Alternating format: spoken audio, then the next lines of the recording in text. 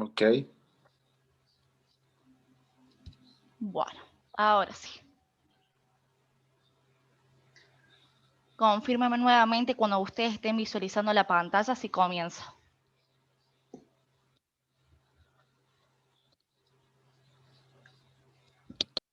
¿Ya lo pueden ver? Sí. Sí, ya se está Bueno, listo. genial. Bueno, como me presentó Javier, soy la licenciada Aureli Palma Denis, ex egresada de la facultad. Más o menos en 2016 egresé. Y a partir de ahí en adelante, bueno, obviamente que me dedico a esto y a todo lo que es el área docente. Cualquier duda que tengan fuera de lo que es la clase de apoyo, vamos a suponer un ejercicio o lo que fuese, acá yo les dejo mi mail, que es aurelipalmadenis@gmail.com, para que directamente me puedan hacer la consulta. Yo también estoy en los grupos por cualquier cosa, si quieren hacer la consulta ahí. Les cuento cómo nos vamos a organizar. Esto es un cronograma que puede haber variantes. ¿En qué sentido? Si hay algún tema, por ejemplo, todo lo que es la formación y la nomenclatura química de los compuestos químicos, que quizás eso uno puede demorar un poquito más, bueno, obviamente que en vez de terminar el lunes, podemos terminar el martes, el miércoles, etc. Hoy vamos a comenzar con la unidad 1 y 2. Lo que sí, acá les voy a remarcar unos horarios diferentes todos los días, porque me ha salido la posibilidad de empezar a vacunar todo esto por el tema del coronavirus. Y después porque, bueno, tengo otros asuntos pendientes. Entonces mañana los voy a esperar a las 10:30 de la mañana, el miércoles a las 10 nuevamente, el jueves a las 12 y el viernes a las 11. Esto yo lo voy a ir actualizando en el grupo para ver en qué horario nos vamos a encontrar todos los días. Bueno, vamos a comenzar. Siempre yo deseo suerte y éxito en toda esta instancia y obviamente después en el ingreso. Dudas o consultas también que tengan sobre el integrador, sobre el examen. Yo no tengo drama también que lo hagan, intentar sacar esa duda y si no, bueno, intentaré buscar esa información para poder responderles. ¿Qué necesitamos? Vamos a necesitar, obviamente, el apunte de química. Yo las clases las hice cronológicamente acorde a la guía del apunte. Ustedes van a ver que yo comienzo con lo que comienza el apunte. Necesitamos calculadora científica. El que no tiene, les doy una sugerencia. La Casio, que en este caso es la calculadora que mostré acá, es muy buena. Dentro de todo no sale tan cara, pero necesito más que todo que tenga este símbolo acá abajo que dice expo, que significa exponencial. Ya van a ver cuando lleguemos a la unidad de estequiometría, es muy importante la calculadora científica. También aquel que no puede llegar a comprar, vía virtual, desde Google, uno puede poner calculadora científica y nos aparece la calculadora. Una tabla periódica, eso es indispensable, y ahora que como estamos en la virtualidad, ustedes van a poder tener en la mano la tabla periódica. No les aconsejo descargar, porque cuando uno descarga desde Google hay muchísimas tablas periódicas y cambia el número de valencia, el número de oxidación y demás. En todo caso, el que no llega a tener y la necesita descargar, me envíe y yo le mando la que realmente es. Y bueno, y obviamente necesitamos mucha actitud y ganas de comenzar todo esto. Modalidad, vamos a ver todas las unidades. Y no solamente va a ser la parte teórica, sino que química tiene mucha parte práctica. Entonces la idea es que en cada clase yo puse algunas ejercitaciones, acorde también a lo que hay en el apunte, y los traje directamente desde ahí, para que uno lo pueda ir respondiendo. Vuelvo a repetir, los micrófonos que justamente estoy escuchando, que hay uno encendido, vamos a tratar de apagarlo. Solamente lo vamos a dejar encendido cuando tengamos alguna duda. No tengo drama que alcen la mano. Directamente acá yo no estoy visualizando sus caras ni demás. Pero bueno, cualquier cosita, ustedes me interrumpen y encienden los micrófonos. ¿Hasta el momento se escucha bien? ¿Todo bien? Correcto. Perfecto. Bueno. Vamos a comenzar con la unidad número 1, que es todo respecto a la materia. Sí. Perfecto, ahí estoy viendo el chat. Bueno, ¿qué es la materia? Materia es todo lo que tiene masa y ocupa un espacio. Recordemos que la materia es el conjunto de átomos. Recordemos que a nivel de organización, la unidad más pequeña de esa materia, de ese objeto, es un átomo. Entonces el conjunto de átomos va a formar lo que es la materia. A su vez, la materia tiene distintos estados. Y esos estados, todo lo que yo voy a ir mencionando y muchas veces los voy a ir repitiendo porque le vamos a hacer hincapié, tenemos algunas preguntas del año pasado, entonces la clase de apoyo también es una forma de guía a lo que pueden llegar a preguntar.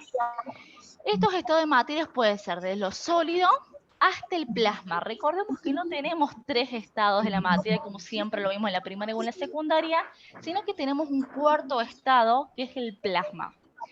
Más o menos, para tener unas características generales, después lo vamos a ir viendo más particular, lo que va a cambiar es la temperatura. A más baja temperatura, tenemos un estado de materia sólido. Disculpen que interrumpan, hay un micrófono encendido. No sé si alguien está visualizando de quién es el que está encendido para que lo puedan llegar a apagar.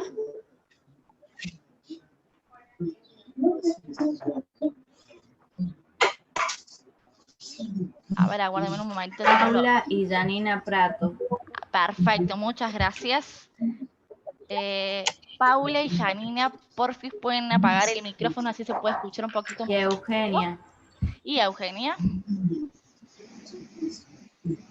¿O están directamente encendiendo la computadora y que hable directamente la profe? Se sigue escuchando. Alex también. Bien, ahí se pagaron. Muy bien, muchas gracias. Entonces, a bajas temperaturas, la materia va a estar en estado sólido y a muy altas temperaturas, el estado de la materia es el plasma. Lo importante de esto, porque en cada estado obviamente tiene su característica, es que, ¿por qué el sólido están las partículas unidas? Porque hay una fuerza de atracción. Todo lo contrario es el estado gaseoso, que hay una fuerza de repulsión, por eso las partículas están más separadas. A su vez, a nivel de forma que tienen, el sólido tiene una forma propia. El líquido y el estado gaseoso van a tener la forma en donde esté contenido esa materia. Respecto al movimiento, obviamente que al estar una partícula al lado de la otra, en el caso de los sólidos, no tienen tanto espacio para moverse, entonces prácticamente no tienen movimiento. El estado líquido se van a deslizar unas sobre otras también porque el espacio no es tan amplio, y directamente en el estado gaseoso hay muchísimo más espacio, entonces se van a mover en todas las direcciones.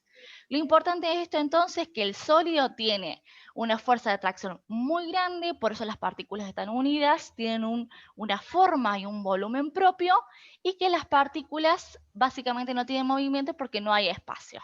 El estado gaseoso es todo lo contrario. Acá les vuelvo a repetir, ¿hay solo 3 estados en la materia? No, existe el cuarto estado que es el plasma. Básicamente el plasma ha alcanzado una temperatura muy elevada, tal es esa temperatura que recordemos esto, el átomo está compuesto por el núcleo, por electrones, protones y neutrones. Al llegar a una temperatura tan elevada, lo que se hace es que se liberan esos electrones, es como que se expulsaran. Cuando se liberan esos electrones, se va a liberar energía, ¿sí? Por eso es la cantidad de temperatura y este es el nuevo, por así de esa manera, estado físico. Ahora sí, vamos a ver 2 tipos de cambios físicos y esto es muy importante porque siempre hacen hincapié con ejemplos. Los cambios físicos básicamente no varía la composición química de esa materia. Básicamente lo que tenemos al principio lo vamos a tener en el final. Es decir, no se van a formar nuevas sustancias. Acá yo les puse un ejemplo para que yo creo que con los ejemplos uno puede entender mejor.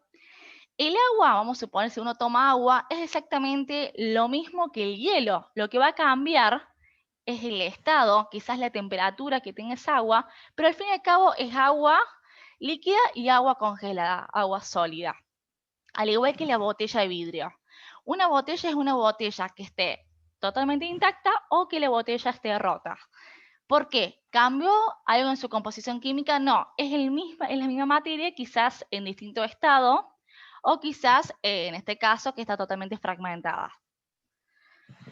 Algo importante, perdón, es que los cambios físicos son reversibles. ¿A qué es lo que voy? Por ejemplo, obviamente una botella partida puede volver a ser botella y sí, si lo encintamos, si la pegamos y demás, sí. Pero, por ejemplo, el agua, si yo la hago hielo, se puede derretir o volverse a convertir en agua líquida. Entonces, los cambios físicos son reversibles. Acá puse otros ejemplos, que es el calentamiento, porque no cambia la sustancia. Por ejemplo, un agua líquida en estado ambiente y un agua, por ejemplo, que está hervida. La deformación también es la misma sustancia. Rotura y movimiento. Es exactamente lo mismo porque tenemos la misma materia al principio y al final. Acá esto es importante de los cambios físicos, que es la transformación de un estado a otra. Por ejemplo, de sólido a líquido se llama fusión, de líquido a gaseoso se llama vaporización y así sucesivamente. Este cuadrito es importante, ustedes lo tienen también en el apunte, que se lo estudien porque consultan mucho de esta unidad. En cambio, los cambios químicos, ahí sí va a cambiar esa composición química. Es decir, se originan otras sustancias. Más que todo son los estados de oxidación, cuando algo ya se oxida, ya cambia su composición química, el proceso de combustión y de fermentación. Es decir, va a variar el color de la materia. Vamos a suponer una banana que está correctamente en estado, pero después, cuando pasa a temperatura ambiente muchos días, se empieza a pudrir, entonces ya ahí va a cambiar el color de la materia. Se producen gases en forma de burbujas o efervescencia, ocurre un incendio o una explosión, mal olor, emite luz, perdón, y se emite calor. Son algunos de los ejemplos para que ustedes puedan llegar a comprender cuándo es un cambio físico y cuándo es un cambio químico. Entonces, como les dije anteriormente, los cambios físicos suelen ser reversibles, puedo decir en casi la totalidad de los casos. No así en los cambios químicos, ¿sí? Porque, por ejemplo, aquí yo les coloqué un ejemplo, que si nosotros quemamos un papel, ese papel luego se va a convertir en cenizas. Ya ahí hubo un cambio químico, porque ya no tengo más papel, tengo ya las cenizas. Entonces es imposible que de la ceniza vuelva a formar el papel. Al contrario, por ejemplo, si es un hielo derretido, se puede volver a solidificar y viceversa, por eso es un cambio físico. Hasta ahora se va comprendiendo las diferencias, voy muy rápido. Si quieren mandarme por chat, si no se animan a activar el micrófono. La idea de todo esto... Sí, Santiago. Perfecto, genial. La idea es que, por supuesto, si tienen dudas o consultas, me frenen. Para eso estoy. Bien. A nivel de propiedades, vamos haciendo un resumen de lo que dijimos, tenemos las físicas y las químicas, pero a su vez las físicas se dividen en intensivas y extensivas. Las físicas, recordemos que no van a alterar a la materia, no cambian su composición química. Y es, por ejemplo, el color, el estado físico, la masa, el peso, volumen. ¿A qué hago referencia a esto? Por ejemplo, vuelvo a hacer el ejemplo que di anteriormente. El agua líquida y sólida cambia su estado físico, pero no su estado químico. Y así sucesivamente. Las intensivas básicamente no varía con la cantidad que hay de esa materia, pero la extensiva sí, va a variar acorde a la cantidad de esa sustancia. Esto lo vamos a ver más con ejemplos. Pero entonces, las intensivas no varía con la cantidad que haya y la extensiva sí. Y las propiedades químicas, como dijimos, que se transforma en otra, hay un cambio en su composición química y es como recién dijimos, puede ser la combustión, puede ser la oxidación y demás.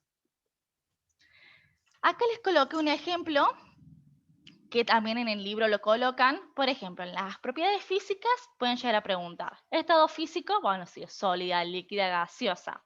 El color, si tiene color o no color. El sabor, el olor y demás. ¿Y cuáles serían las propiedades químicas del agua? Por ejemplo, si reacciona con óxidos, ácidos básicos, si reacciona con metal, si se une con sales o no. Ella directamente su comportamiento, por decirlo de una manera. A ver si se animan. Yo voy a poner algunos ejercicios. La idea es que ustedes se animen. Y si no se llegan a animar, quizás por la primera clase lo voy respondiendo yo. Acá hay 3 ejemplos de materia diferentes. Un clavo oxidado, un papel quemado y una manzana podrida. Son 3 ejemplos de la misma propiedad. ¿Alguien se anima a decir si son cambios físicos o químicos? Es un cambio químico. Excelente. ¿Te animas a decir qué? Químico. Perfecto. ¿Se animan a decir en qué caso, por ejemplo, se produjo en cada caso? Por ejemplo, en el clavo, ¿qué pasó? En el papel, ¿qué pasó? En el clavo se oxidó, en Bien. el papel combustión y en la manzana se oxidó. Excelente. Son las 3 palabras clave de los cambios químicos. Oxidación, combustión y, se me fue la palabra, ¿qué habían mencionado recién? Fermentación. Y fermentación. Gracias. Bueno, ahí pusimos que entonces son cambios químicos. Esto es lo que mencioné anteriormente, que la unidad más pequeñita es el átomo, pero en química somos tan rebuscados que aparte del átomo, la unidad más pequeña es el subatómo. Entonces tenemos partículas subatómicas, que ¿qué serían? Los electrones, protones, neutrones. Todo esto forma un átomo. El conjunto de átomos forma moléculas y el conjunto de moléculas van a formar sustancias químicas. Lo que vamos a ver en las primeras unidades son sustancias inorgánicas y lo que vamos a ver en la última unidad es la sustancia orgánica. La diferencia entre moléculas simples y moléculas compuestas no significa lo mismo moléculas compuestas que moléculas biatómicas. Eso después vamos a ver la diferencia. Moléculas simples básicamente son átomos del mismo elemento. Por ejemplo, oxígeno, nitrógeno, cloro, todo así, pero moléculas del mismo elemento. A su vez, existen moléculas como el oxígeno, por ejemplo, el nitrógeno, el cloro, que son biatómicas, es decir, que nunca van a estar solitas. En cambio, las moléculas compuestas o complejas están formadas por diferentes átomos. Acá vuelvo, por ejemplo, a mencionar el H2O, es decir, el agua, o puede ser, por ejemplo, el hidrógeno con el cloro, es decir, son moléculas de distintos elementos químicos. Vamos a ver lo que es la materia. Esto es muy importante porque también tiene relación con después la unidad de estequiometría. La materia está formada por sustancias puras o mezclas. ¿Qué diferencia hay principalmente? Es que la sustancia pura va a estar formada por elementos o compuestos. Los elementos básicamente no se puede separar más. Es decir, en este caso es por ejemplo, el oxígeno es directamente un elemento que no se puede separar más que eso. En cambio, el compuesto está formado por más de un elemento, como es en el caso que dijimos anteriormente de una molécula compleja. Por ejemplo, el hidrógeno unido al oxígeno y demás. Entonces, de la sustancia pura tenemos el elemento, que es el elemento solo, el átomo solo, que no se puede seguir dividiendo, y el compuesto, que está formado por distintas unidades de distintos elementos, que sí se pueden dividir. Y a esto voy la primera pregunta, respecto a lo que yo mencioné anteriormente. Porque después existen distintos métodos de separación o de fraccionamiento. Respecto a lo que yo mencioné anteriormente, el elemento se puede llegar a fraccionar, a separar. Por ejemplo, un oxígeno solo. ¿Se puede llegar a separar? No. Perfecto, excelente. En cambio, las mezclas están formadas por 2 o más sustancias, en la cual se va a dividir en homogéneas o heterogéneas. Homogéneas, básicamente, yo no voy a ver esa mezcla. Vamos a suponer el agua con sal. Cuando yo diseo la sal, yo la sal ya no la veo, pero sé que esa materia es una salmuera. En cambio, la heterogénea, yo sé que hay agua y aceite, porque estoy visualizando las 2 materias, las 2 sustancias, pero no van a, o sea, van a estar totalmente separadas, se van a distinguir porque no se van uy, me trabé. No se van a disolver, por hacer una palabra. Entonces, homogéneas puede haber 2 o más elementos en una mezcla, pero yo no lo voy a distinguir. En cambio, la heterogénea puede haber 2 o más mezclas, pero son totalmente distinguibles. El claro ejemplo, por ejemplo, la limonada o el agua con salmuera, que yo no voy a ver esa sal, no voy a ver ese limón. Y en el caso de la heterogénea, el agua con arena o el agua con aceite, voy a ver claramente el agua, la arena o el agua y el aceite. Vuelvo a repetir, sustancia pura, tenemos los elementos, por ejemplo, el oxígeno, nitrógeno, así solitos, en la cual no se puede dividir. Después tenemos compuestos, es decir, ya tengo más de un elemento. Por ejemplo, la unión del hidrógeno con el oxígeno. Las mezclas, las homogéneas, en este caso es un té con agua, en la cual yo no puedo visualizar el agua, porque ya está directamente, ya es como que pigmentó el té. Pero yo sé que esto es un té y es una unión del té con el agua. Y heterogénea, que son claramente visibles las fases o las sustancias que tiene esa materia. Vuelvo a repetir, voy a ser muy repitente, pero quizás tanta repetición quede en los conceptos. Mezclas homogéneas van a conservar su composición en todas sus partes. En cambio, la heterogénea va a ir cambiando en sus puntos. Acorde, por ejemplo, si yo coloco el dedo al principio del vaso con agua o aceite, voy a sentir primero el agua o el aceite. Si lo sigo sumergiendo, voy a sentir la otra sustancia. Entonces, para lo que es sistemas homogéneos, recordemos que los sistemas homogéneos vamos a tener las mezclas que van a ser visibles o no visibles. Dice así, las soluciones se fraccionan mediante distintos métodos físicos. En cambio, las sustancias puras no se pueden fraccionar. Vuelvo a repetir, las sustancias puras no se fraccionan. Sí, así las soluciones. ¿Qué es una solución? Porque recién estuvimos hablando, pero nunca dijimos el concepto de solución. Es el soluto más el solvente. ¿Qué es el soluto? Vamos a suponer que estamos haciendo una limonada. Bueno, el soluto sería el limón, ¿sí? Lo que está en menor proporción. O en este caso, acá coloqué el ejemplo de la sal. El solvente es lo que está en una mayor proporción y suele ser líquido ese solvente. En este caso es el agua, que la sal se va a disolver en agua.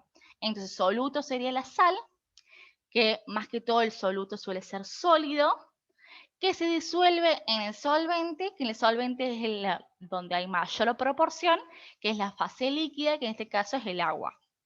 Mezclas homogéneas, básicamente vamos a tener una fase, lo cual vamos a directamente no distinguir el soluto del solvente. En cambio, las mezclas heterogéneas es totalmente visible esas sustancias. Acá un poquito más lo mismo, solvente lo que está en una mayor proporción, suele ser estado líquido, soluto suele ser estado sólido en una menor proporción y directamente acá el salmuera o el agua salada es la solución, la suma del soluto y el solvente. Los sistemas heterogéneos, recordemos que son las mezclas, están formados por fases bien definidas, es decir, que son totalmente distinguibles. Pero en este caso, recordemos que las anteriores, las homogéneas, se dividen por métodos de fraccionamiento, acá se dividen por métodos de separación. Acá les coloco un ejemplo que es medio confuso, el tema de la tinta china. Pero la tinta china se considera una mezcla heterogénea. ¿Por qué? Porque está compuesta por agua y por polvo hollín. Entonces, una mezcla heterogénea porque puedo visualizar ambas sustancias. Recién dijimos que los sistemas homogéneos tenemos el soluto, solvente y solución. Pero el heterogéneo se utiliza con otros términos. ¿Qué es? Fase dispersa, lo que nosotros llamábamos esa fase dispersa a la solución, a lo que es el solvente, acá se va a llamar micela. El agua sería la fase dispersante, lo que sería el solvente del anterior, y el soluto del anterior acá llamamos micela. Esa micela, acorde a su tamaño, se puede clasificar en diferentes nombres. Lo más común que vamos a ver son los coloides. Entonces vuelvo a repetir, el sistema homogéneo está formado por soluto, solvente y la solución. En cambio, el sistema heterogéneo vamos a tener una fase dispersa, que es la micela, y una fase dispersante, que es el agua. A esto lo que yo le llamaba que acorde a esto que dijimos, a la fase dispersa, a la micela, acorde a su tamaño se puede clasificar en coloides, dispersiones finas, dispersiones groseras. Lo que más vamos a hacer referencia es el coloide. Importante esto, es una sustancia tan chiquitita que miren lo que mide, 0,001 a 0,1, que directamente esto lo podemos ver por una ultramicroscopio. Es tan pequeñita. Ya cuando ya estamos hablando de granito, ya es una dispersión grosera. Los sistemas materiales, entonces vuelvo a repetir, los homogéneos se dividen por métodos de fraccionamiento, a excepción de las sustancias puras, y los heterogéneos directamente por métodos de separación. No hay excepciones. ¿El hidrógeno es biatómico? Sí, el hidrógeno es biatómico. El hidrógeno, el oxígeno, ahí les voy a mostrar si tienen esa duda, cuáles son directamente, así después continúo.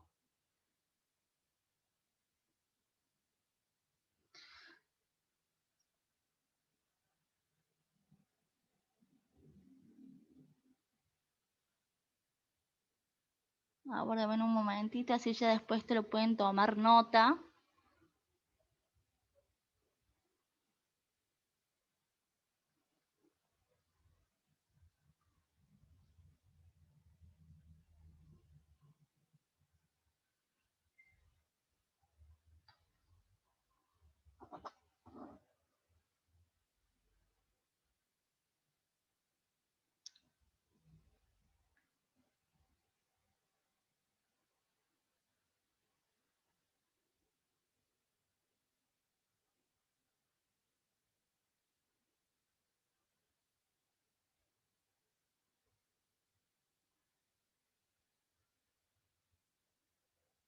Bueno, no sé dónde está la diapositiva, ya se las debo para que ustedes puedan llegar a tomar nota cuáles son los elementos biatómicos.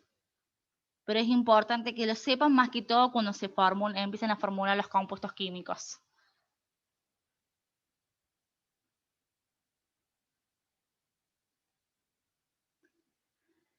Bueno, nos queda en realidad no sé cuánto tiempo. Cualquier cosa vuelven a unirse con el mismo link.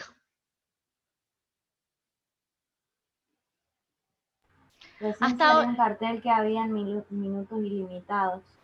Sí, yo lamentablemente no pago para tener un Zoom free. Me utilizo mucho el Meet, pero por el Meet no puedo grabar. Entonces, cualquier cosa que se llegue a cortar la clase, nos volvemos a conectar con el mismo link, así seguimos. Vamos a empezar con los métodos de fraccionamiento que separan los componentes que forman parte de una solución. Recordemos que la solución es el soluto y el solvente. Acá dice que empezamos con la destilación simple que separa un líquido de un sólido. Directamente esto lo voy a decir como conceptual, porque si empezamos a expandir quizás es más la confusión que más de lo que uno aclara. La destilación fraccionada directamente separa dos líquidos.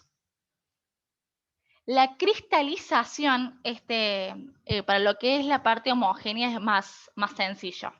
Es un método que en la separación se va a producir un cristal a partir de una fase homogénea, líquida o gaseosa. Los métodos de separación separan las fases que forman un sistema heterogéneo. Recordemos que lo anterior, que era de fraccionamiento, es homogéneo, que básicamente no distinguimos el soluto del solvente, y en este caso tenemos dos términos diferentes, que es la fase dispersa de la dispersante, en la cual sí vamos a distinguir la sustancia. Tenemos la imantación, que vamos a separar dos sólidos, pero sí o sí uno de esos sólidos es un hierro. Es decir, que tiene propiedades ferromagnéticas, en la cual si yo coloco un imán como vemos en la imagen, va a atraer ese elemento ferromagnético y el otro sólido va a quedar separado. La decantación va a separar dos líquidos que no se mezclan o que tienen diferentes densidades o que un sólido no es soluble. Por ejemplo, acá coloca lo que es el aceite del agua. La filtración separa un líquido de un sólido insoluble, es muy similar a la anterior. El claro ejemplo acá es la arena y el agua, en la cual si colocamos un papel filtro, como hacemos con la cafetera, por ejemplo, con el café, colocamos el filtro y va a quedar de café acá o la arena y el resto va directamente a pasar separándose. La tamización separa dos sólidos de diferentes tamaños mediante ¿qué? Mediante diferentes tamices. Por ejemplo, acá les coloqué el ejemplo de la grava, arena y la arcilla, que mediante diferentes tamices van a ir quedando estas materias, estas sustancias. La centrifugación, esto seguro que alguno se ha hecho algún estudio de laboratorio en la cual la sangre, por ejemplo, está compuesta por muchos elementos, el plasma. Entonces, ¿qué hace la centrifugación? Es tanta la fuerza centrífuga, como bien dice la palabra, que esto va a ir separando los componentes, también obviamente acorde a su densidad. Va a quedar separado, por ejemplo, el plasma de los glóbulos rojos y demás. La tría básicamente es con una pinza se saca el cuerpo de mayor tamaño, ¿sí? Ahí está el más fácil. Vamos con este ejemplo. Es una mezcla de arena y agua. ¿Cómo se llamaría el sistema? Es decir, si el sistema es homogéneo o heterogéneo. Ahora vamos haciéndolo entre todos, si se animan. Primero, ¿el sistema es homogéneo o heterogéneo? Heterogéneo. Heterogéneo. Perfecto. ¿Alguien me puede fundamentar por qué heterogéneo y cómo se dieron cuenta? Porque se diferencian las fases. Excelente. Fases. ¿Cuántas fases tenemos? 2. ¿Cuáles serían? Arena y agua. Perfecto. Vamos con los componentes. Ahí va, no sé quién recién me respondió. ¿Por qué les coloco esto? Porque no es lo mismo fase que componente. Fases sería, tenemos un líquido y un sólido. Componentes ahí sí sería agua y arena. Está perfecto lo que mencioné recién la compañera, pero es importante diferenciar. ¿Cuál sería el método de separación? Hay varios, pero a ustedes, ¿cuál se les ocurre así a primera vista? Filtración. Bien, vamos entonces a repasar. Sistema heterogéneo, vemos claramente las fases o los componentes. Recordemos que las fases son los estados de la materia, ¿sí? Eso es siempre una confusión. Líquido, el agua, sólido, la arena. Componentes, agua y arena, perfecto. Método de separación puede ser filtración o decantación, ¿sí? Cualquiera de los dos es factible. Bien, vamos con la última parte de esta unidad, que son los elementos.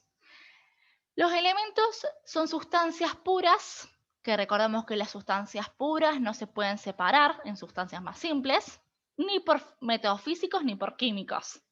En la actualidad existen 115 elementos. Se van a representar mediante símbolos. Van a ver que la primera letra es mayúscula y la segunda o la tercera, porque hay algunos que tienen 3 letras, ya están en minúscula. Esto es importante, la configuración de un átomo. Tenemos el núcleo, que está formado por protones y neutrones, y alrededor tenemos distintas órbitas, que cada órbita es un nivel, y esos niveles vamos a tener distintos electrones. Yo sé que capaz que esto ustedes ya lo sepan, pero es importante que lo resalte. El núcleo está formado entonces por protones y neutrones. Los protones vamos a representarlo con una carga positiva, neutrones tienen una carga neutra, y los electrones que están en los orbitales con carga negativa. ¿Esto por qué le coloqué? Es importante que de ahora en más sepamos que los protones y los neutrones tienen un peso considerable. Pero los electrones son tan chiquitos y que prácticamente no tienen masa que la vamos a considerar como la masa cero. ¿Por qué les digo esto? Porque vamos a empezar a ver lo que es el número másico y número atómico. Entonces es importante saber que el electrón es la masa más pequeña de estos tres elementos, entonces no se considera la masa porque es prácticamente cero. Imagínense, acá está menos 27, menos 19, o sea, es milésimo primero el tamaño y la carga. Entonces el electrón se le considera como carga cero. Sí, ahí levantó alguien la mano. Lo escucho, o la escucho, no sé. 83 HWQI. Ahí no te escucho. No sé si alguno escucha al compañero o la compañera que está levantando el brazo. Bueno, seguimos y después en algún momento se puede activar el audio. Ahora, en la tabla periódica vamos a tener distinta información. Obviamente el símbolo del elemento depende también de la tabla periódica. Hay algunos que dice el nombre del elemento, pero siempre vamos a tener un número atómico y la masa atómica. La masa atómica la voy a dejar de lado porque eso lo vamos a ver en estequiometría. Pero sí le voy a dar importancia al número atómico y al número másico. Atómico me representa la cantidad de protones. Y el número másico me va a ver lo que es el número atómico más el número de neutrones. ¿Por qué les mencioné anteriormente que los electrones de carga cero? Porque imagínense, miren acá, número másico y número atómico, y en ningún momento menciona electrones. Entonces, vamos a hacer este ejemplo. El sodio, ¿sí? Recordemos que arriba número másico, abajo número atómico. Entonces, el 23 es el número másico y el 11 el número atómico. El atómico representa la cantidad de protones. En este caso el sodio, ¿cuántos protones tiene? A ver si me siguen. 23. No, vamos de vuelta. 11. 11, exactamente, que del elemento para abajo tenemos la cantidad de protones.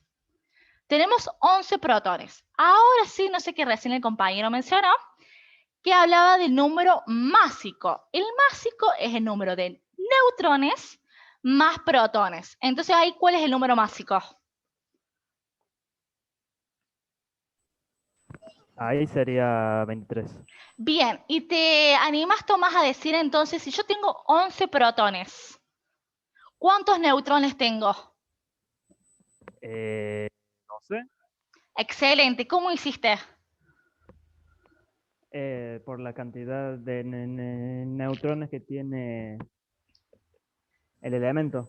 Excelente, y acá es un dato importante, que los protones lo vamos a considerar, vieron que los electrones como que si tuviéramos carga cero.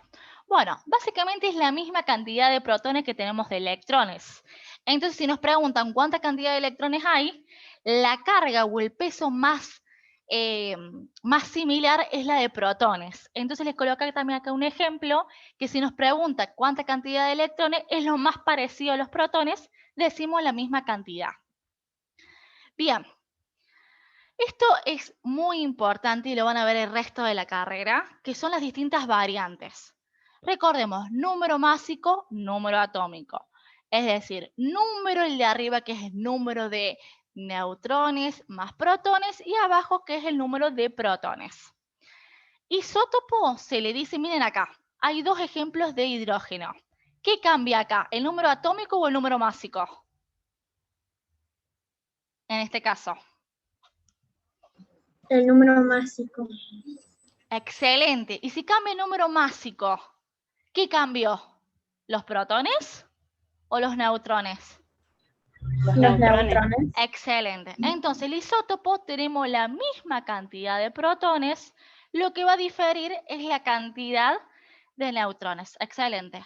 Ese es el que más pregunta, el isótopo. Y lo van a ver el resto de la carrera.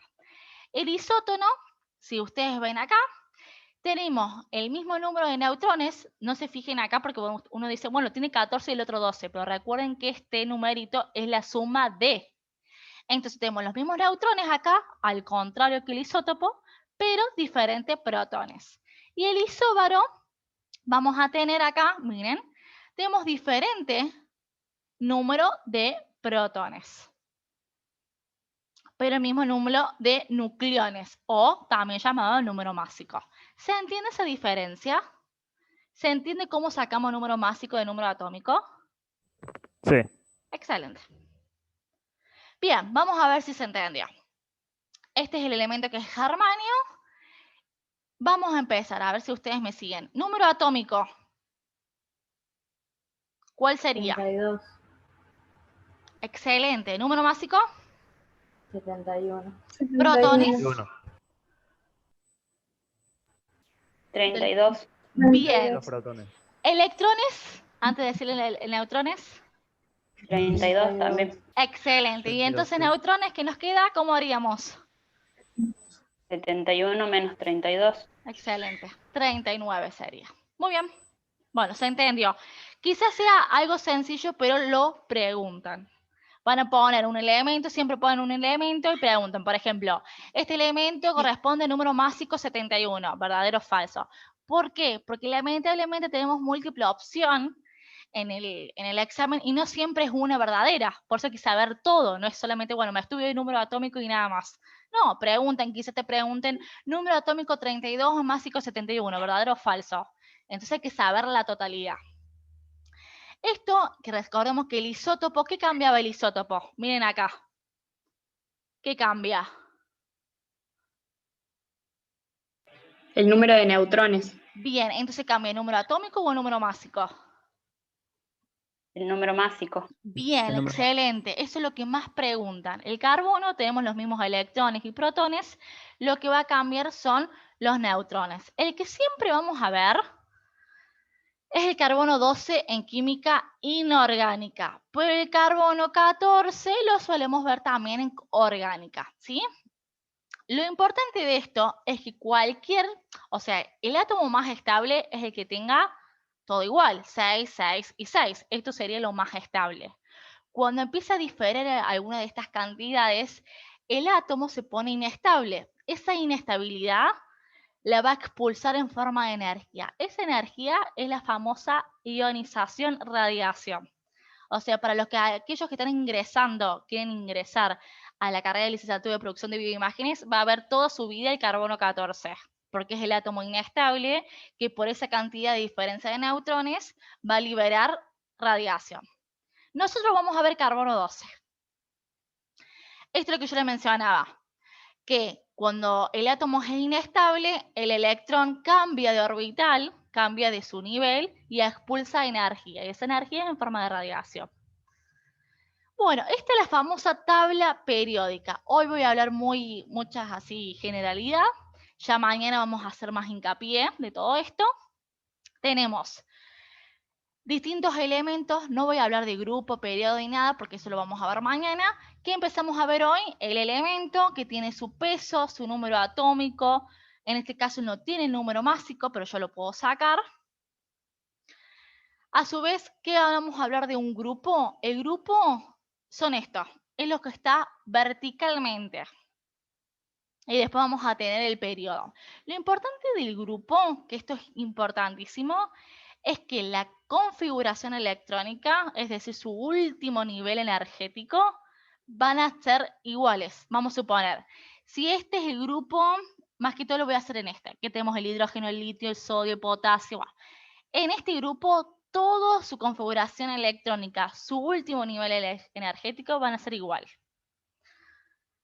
En cambio, los periodos son lo que está horizontal. Voy a hacer un freno acá. Me queda un par de diapositivas. ¿Tienen tiempo para que completemos hasta las 11? ¿Les parece? Sí. Bueno, la idea tampoco es aturdirlos mucho porque sé que es mucho, para algunos que quizás no tuvieron orientación de ciencias naturales mucho, pero bueno, la idea es que me sigan. Entonces, periodo, tenemos todo lo que es horizontal, grupos, todo lo que es vertical.